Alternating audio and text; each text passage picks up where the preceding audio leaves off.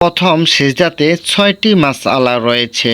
প্রিয় বন্ধুরা, আমরা অনেকেই নামাজ পড়ি, কিন্তু আসলে নামাজের মধ্যে যে আমরা সিজদার মধ্যে কয়টি মাসআলা আছে আমরা অনেকেই জানি না।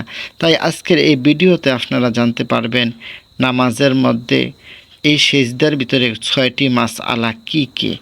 চলুন আমরা আজকে জেনে নিই। সিজদাতে যাওয়ার সময় আল্লাহু আকবার বলা সুন্নত।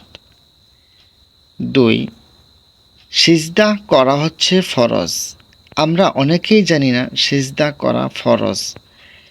সিজদাতে দেরি করা ওয়াজিব। সিজদাতে দেরি করা ওয়াজিব। সিজদাতে থাকিয়া সুবহানা রব্বিয়াল আ'লা ৩ বার, ৫ বার অথবা ৭ বার বলাও সুন্নত।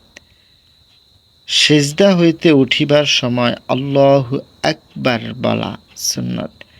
২ সিজদার মাঝখানে সোজা হইয়া বসা ওয়াজিব। এই হচ্ছে প্রথম সিজদাতে ৬টি মাসআলা।